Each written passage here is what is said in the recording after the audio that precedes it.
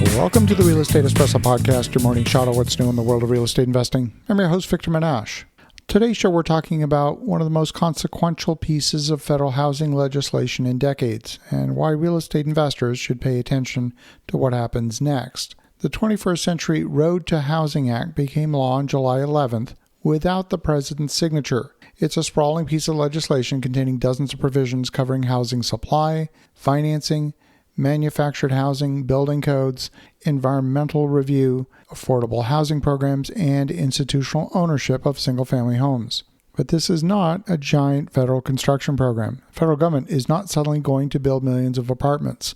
Instead, Congress is trying to alter the machinery surrounding housing production. Housing is produced locally. The federal government can provide financing, tax incentives, regulatory frameworks, but zoning approvals, building permits, development charges, utility capacity, and all the building codes remain largely controlled by states and municipalities. So the Road to Housing Act operates mostly through incentives, guidelines, and procedural reform. One of the most interesting provisions concerns the point-access block buildings. These are apartment buildings, generally up to 6 stories, where the residential units are organized around a single interior stairway rather than the 2-stair configuration required in most American jurisdictions.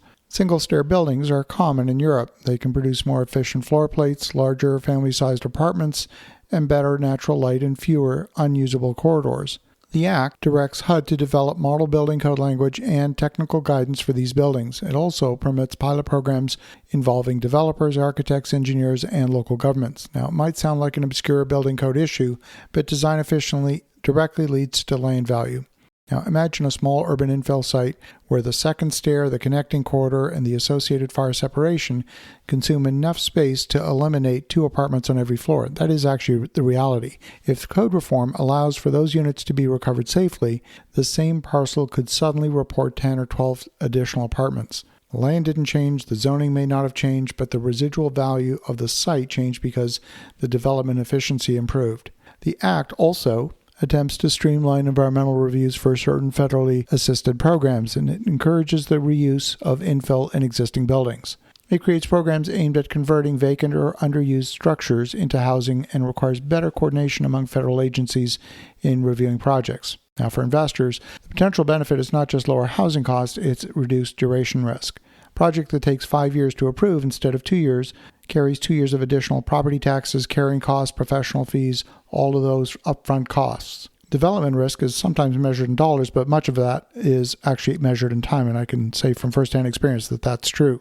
The legislation also supports manufactured modular housing. It modernizes federal standards, expands federal programs, and attempts to create greater regulatory consistency for factory-built homes.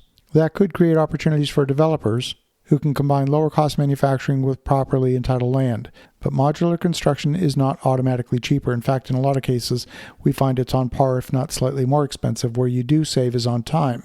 Winners will not just be companies that manufacture boxes. The winners will be the developers who understand the entire system, from factory production through transportation, utilities, and the entire process.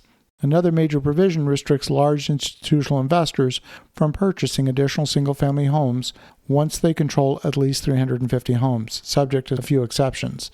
Existing portfolios are not required to be sold, and exceptions remain only for newly constructed housing, certain built-to-rent communities, senior housing, and other qualifying transactions. Now, that could reduce competition for scattered site acquisitions from the largest operators, but it also redirects institutional capital towards purpose-built rental communities, multifamily apartments, and financing partnerships with smaller developers. See, the capital rarely disappears, it just changes direction. Now, for smaller investors, that could create selective acquisition opportunities. It could also create new sources of construction capital as institutions look for compliant ways to participate in the rental housing program without buying individual homes out of the existing inventory. The Act expands support for accessory dwelling units, for small dollar mortgages, for affordable housing developments, and for organizing housing in opportunity zones. It also encourages municipalities to adopt housing supply frameworks involving zoning reform and faster approvals, reduced parking requirements, and greater density. But it's important not to confuse a federal framework with local entitlement. The local rules still apply. Just because something got implemented at the federal level, municipalities might just ignore it and continue to do business just as they did before. So investors should be tracking not just population growth, employment, rent trends, but also which jurisdictions are actively implementing the Act, because not all of them will. which cities are reforming the building codes, which ones are applying for housing grants, which are identifying publicly owned lands, which ones are encouraging adaptive reuse, modular construction, and higher density. The Road to Housing Act will not solve America's housing shortage overnight. Construction costs remain high, interest rates remain high, utilities are a real constraint, and local community opposition can be very powerful. But the act does change the direction of federal housing policy. For real estate investors, that means future returns could depend less on finding yesterday's cheap market and more on identifying tomorrow's most productive jurisdiction. As you think about that, have an awesome rest of your day. Go make some great things happen. We'll talk to you again tomorrow.